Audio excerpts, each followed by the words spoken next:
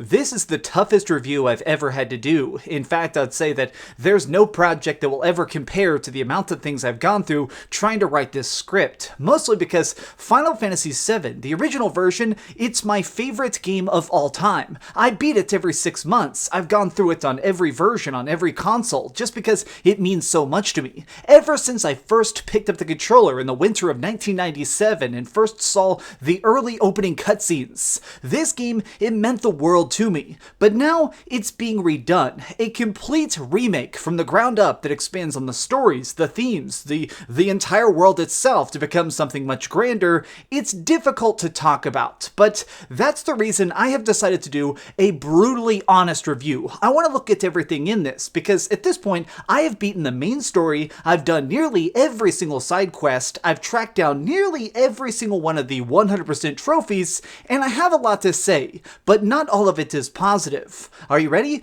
Well, let's do this. It's time for another Dreamcastguy review. Now, in this video, there will be absolutely no spoilers. I'm even being careful about the clips I'm putting in this video because I don't want to try and ruin any of the surprises. Because believe me, there are some huge shockers in this journey, even if you don't expect them. The biggest question I hear people asking over and over again is, does this feel like a full experience? This is really technically only part 1 of the Final Fantasy VII Remakes with an S at the end.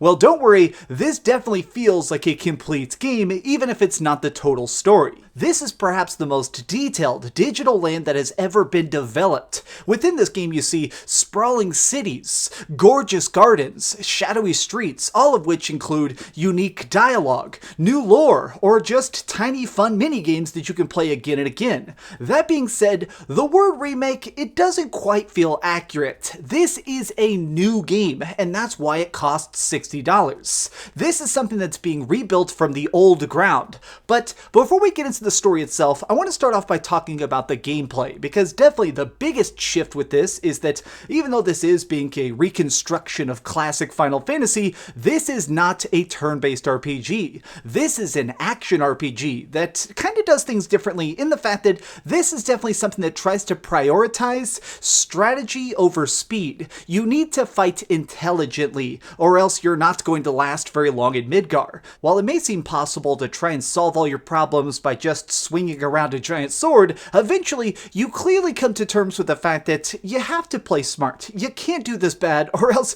you're not going to beat it. This game gets pretty tough when it comes to things like actually utilizing the different magic and mechanics in order to take foes down. So this is an action RPG. You are going to be trying to block moves, parry things, switch between characters, and then dodge out of the way of that next super attack. But more importantly, you're going to be trying to knock your enemies off balance. The primary thing that you need to try and master as quickly as possible is the stagger system. Whenever you're fighting an enemy, they typically have some sort of very, very specific weakness, whether it be a certain elemental type or a certain methodology, like some of them are actually knocked off balance by you doing a super attack and trying to use all your energy to knock them off kilter. But here's the thing, the reason that staggering is so important is that when you manage to kind of get one of these people off their guard, they take substantially more damage. And a lot of foes in this game, they have a lot of health. They're people that you can't just burn down with 1 or 2 pieces of magic. You actually need to try and get everything you can to really focus fire them down. Let me show you a specific example as to how this works and why I think the functionality of it is really well thought out. So right here, obviously, I'm stuck in this arena and there are 2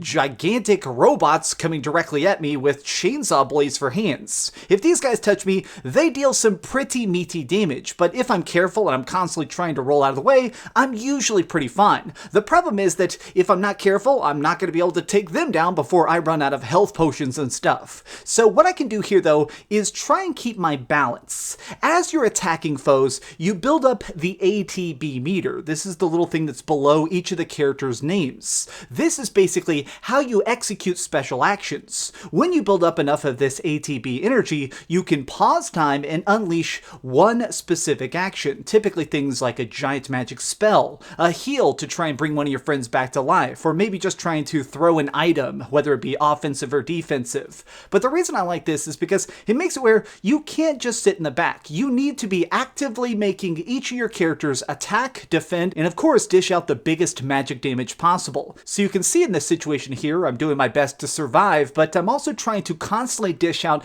as much electric damage as I can. That way I can eventually stagger them and hopefully take them out very, very quickly. The combat system in this just gets deeper the further you go into it. They keep trying to give you more enemies that end up being immune to physical, or there's bosses that'll actually do very, very weird behaviors. Like, I'm not going to show you the clip because it's a little bit of a spoiler, but there's one boss that likes to grab you and then throw you at your friends, which means that when you're playing it, you have to manually switch from character to character. Even though you are able to just play as one person and the other two characters are constantly being controlled by AI, the smartest players are going to be constantly switching, utilizing each of the hero's strengths. Obviously, our main guy is Cloud Strife, and he is a total badass when it comes to just swinging that blade and taking names, but there's certain things that he can't do. Obviously, when it comes to sometimes just doing some really physical combos, I prefer Tifa, because she has a higher attack power, which allows her to get in people's faces and really try and rip them up before they can respond. But if there's flying enemies, or things that are just up too high, then you need to switch to Barret, our long-range specialist who has a gun for a hand and is able to unleash all sorts of different easy mechanics that can actually knock people out of the sky. He can do this without expending any of his personal mana points and thus save that magic for more important fights ahead. All of this is good, and you spend a huge chunk of this game just fighting all sorts of stuff. But I do want to say, it doesn't always work for the best. I think the one problem with the combat system, for as much as I love it, is that it seems like it's limited at times by the pacing of it. So one of the important things is the weaponry. You see in these clips that I'm using different weapons, different magic, different sword arts and stuff like that. Well, the weapons are a huge part of the gameplay itself. Unlocking these is typically done via these side quests. You get a couple from stores and stuff, but for the most part, if you want the greatest items, you need to take the time to actually talk to townspeople and help them out. But more on that in a minute. Specifically, the reason that weapons are so important is because these are actually how you upgrade your character. As you get experience points, your character will level up, but this unlocks skill points. Skill points are then applied to each particular weapon, sort of like a talent tree, and each of the weapons has a different purpose. Like the main sword I liked using on Cloud had a bunch of magic points on it, so yes, it would increase my health and it would increase the amount of damage I was dealing, but I also liked it because it made it where I could have extra materia slots, which is the way you actually bring spells into battle, or it did things where it made it where if I blocked a hit, it would do even less damage. This really makes it where even in the middle of a fight, you're kind of considering the importance of your gear. It makes it where you're thinking about the situation that best fits your current gear set. And I like that, but I think that the downside is that eventually I kind of felt like certain things were definitely stronger. Some of the special attacks and stuff I unlocked by using these weapons were quite frankly weak. It seemed like some stuff was just so slow and the enemies get so fast that it was useless. Like this is Blizzaga, this is like a huge giant ice spell, but if I throw it at this guy who's driving in a giant circle, it does 0 damage. I guess stuff like that kind of bothers me because in this universe, it acts like our soldiers are such intelligent brawlers and people who have been in this chaotic fight for so long, and yet it's possible to make such ridiculous mistakes just by playing the game normally. But let's talk a little bit more about the lore and the storyline, because this is where I feel like there is the biggest misconceptions. Yes, indeed, Final Fantasy VII Remake is technically a remake. This is the tale of Tifa, Avalanche, and Midgar, and yet it's also not. I feel like this is the thing that's kind of driving me nuts, and the thing I hope that more people understand is that there is a ton of new stuff. This game took me 35 hours just to finish the main story with tinkering with a little bit of side quests. 35 hours to play through something that in the original game took about 5 hours. And the reason that is because there is tons, and I mean humongous amounts of new dungeons, new plot lines, new sub-areas, areas that are completely explorable and really kind of flesh out this universe. I'm going to give you one specific example, and this isn't a spoiler because it's towards the beginning of the game, but I feel like it's really important. In the original version of Final Fantasy VII that all of us were playing back on PlayStation 1, there was a very minor sub-character called Jessie. She was part of this group called Avalanche. It's the freedom fighters that we're part of in this game, except that she never really had that much background. There wasn't that much kind of to with her. She was just this cute girl who helped you out by building bombs for your terroristic acts. You know, it was just kind of this thing that was taking place, but it was never really explored. Whereas in this game, there is an entire hour-long mission where you go up to the plate and discover that her parents are Shinra employees. They're people that work at the power plants that were now exploding, and she's doing this because her father has become sick with what is essentially radiation poisoning, and there is no cure. This is a wonderful explanation, and it completely changes the way I see that character. And this is just one thing. It happens constantly. They do more than just show new characters. They do more than just try and explore new concepts. They add a totally giant layer to every aspect of this game, especially when it just comes to the fact that there's so many new cities. There's so many new things to see and do. I love so much of the universe that they've built. I'm somebody who's just played through Final Fantasy VII again and again. The original version is just something that to me has always been a masterpiece. In fact, not only have I beat and bought it multiple times, I've done a complete master file on the PlayStation 4, getting every single trophy because to me, it is an important game to be good at. And I feel like this game, it does actually replace it. This, in my mind, is the penultimate version of Final Fantasy VII, because it gives us more explanations and it gives us more reason to really care about the world, mostly because of those earlier mentioned side quests. So in each of the towns, typically there's like a major city every 3 or 4 chapters of the game, and when you come to these major cities, this is when you have a chance to kind of catch your breath and take a break. And while you're here, typically they introduce a quest hub. Now this can be a variety of things, from people who just need help slaying local monsters to, well, one guy just wants you to like put flowers on his wife's grave. But as simple as these may seem, they're much deeper than they first show on the surface. The reason I say that is because nearly all these end up connected and very in tune with each other. So sometimes you'll do something for somebody over here trying to just do some small tasks to improve the town, or then you go over here and try and help some kids out. And then after a while you realize that you're really kind of improving these people's terrible slum lives. You've managed to make these people in their little tiny way a little bit more at peace, and it can actually unlock some great things.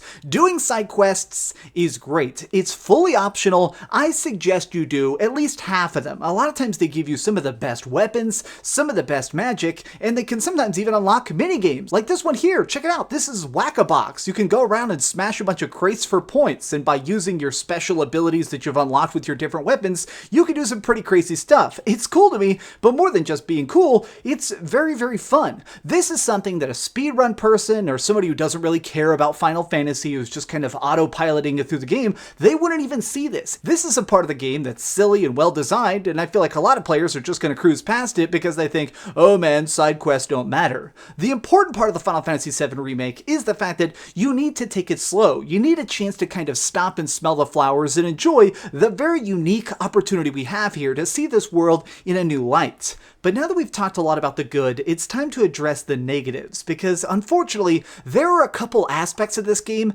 that are bad. In fact, there's one thing that downright sucks. I'm not going to go into it in detail specifically, but oh my gosh, the ending of this game is so freaking bad. I'm going to be making a separate video about the ending on Friday because right now I just can't talk about it, but we do need to try and break that down separately in the future. But for now, the other problem that I have is that one of my biggest worries about hearing about the Final Fantasy VII Remake being multiple parts is that it would feel stretched out. The old school version of Final Fantasy VII definitely worked because it was so contained. I mean, it's kind of just the story of characters coming together to try and do this one desperate act, and then it leads into a giant snowball effect and they eventually save the world. And it was so well tightly tied together, whereas I feel like this game, it definitely goes too slow a lot of times. Like, the main thing is that many of the quest points are just incredibly stretched out and just so delayed that it becomes frustrating at times. Like, there's a moment in the plot line where they say, hey, let's go back to town. So they start walking toward the town, and it leads to 3 hours of falling down in a dungeon, trying to find a key, getting up onto the surface, being lost again, trying to get out of this next area. 3 hours of the characters just being like, we're about to go back to town. Any minute now, we're going to be back to town. After 3 hours of the game, I was like, bro, I don't even know. It's so drug out in places that it kind of kills the pacing in a way that doesn't really benefit the story. As much as they managed to add so much meat on the bones and create a much more fulfilling experience overall, it's frustrating when it just feels like they're stalling to try and make the game seem 100 hours long. And to me, that's frustrating because it's detrimental for absolutely no reason. And that brings me to the other thing that I definitely just kind of disliked, which is some of the boss fights are way too long. That sounds like a weird complaint, but hear me out on this. Certain fights in this game, it'll be like a huge super mutant that shows up or something. Defeating them takes 15 minutes when you actually manage to do it right. Now, the reason that's bad is because these long boss fights are sometimes back to back. You can sometimes spend 30 minutes just fighting a boss, and that's if you do it in one try. And the reason is, this isn't a thing where you're dying against a tough enemy and you're feeling rewarded to try and improve. A lot of times, the boss itself is doing almost no damage. You're hitting it for a decent amount of damage. It just has a million health. It's really frustrating that a lot of times it's just hit, dodge, try and change your magic, hit, dodge, change your magic, hit, dodge, change your character. And it becomes a thing where eventually you don't even feel excited when the boss dies, you feel relieved. And that is a sign of bad design. Now, this isn't every boss, but it just came up enough that it kind of became a thing where every time I was going into that next giant encounter, I would kind of think, is this going to be a normal foe, or is this going to be a giant epic 5-phase battle where I'm going to be flying around the sky and trying to do 8 trillion special attacks just to take off 1% of his life? It's not fun. Weirdly enough, at times, certain of the bosses felt boring. It's definitely not so much that it ruins the game or anything, but it's definitely something that I feel like I wish that they just done a little bit more to try and make the bigger fights feel important without just kind of stretching them out for the sake of making it more like Advent Children or some sort of movie. Okay, so these have been my thoughts. Everything in this game is great. Before you even see the score, if you're curious if this is worth $60, absolutely. I paid $60 for this game. I have no regrets, and I'm probably going to buy a digital version of it because I think it's really, really cool that this game is just here and is finally experienceable. If you're a fan of Final Fantasy, pick this up. If you have never tried Final Fantasy and you're curious if this can really kind of reconstruct the original legend in a faithful manner, yes, pick it up. Everybody should try this game and just kind of look past the rougher edges of the experience because it's still so cool that this is here. Okay, so we've heard some good and some bad, but let's go over to the ratings board and put a big number on it. I am giving the Final Fantasy VII Remake a 9 out of 10. Alright, so in this video I've tried my very best not to reveal too much, that way you can sort of experience the magic for yourself. But if you're curious about my thoughts with spoilers, make sure you're subscribed because on Friday the 10th, when this game actually comes out, I'm going to be dropping my bombshell video talking about the ending and more than that I can't say right now. But thanks so much for watching, gamers. If you enjoyed this video, please give it a thumbs up, share with your friends, and subscribe if you haven't already. But do me the biggest favor of all and keep dreaming. I still cannot believe that this game is real, but here we are. Thanks so much for watching that video. If you want to see something else, you can always click this link to see what I put up last, or, subscribe and see what's coming up next. Also, I promise that whatever I do, it'll try not to suck.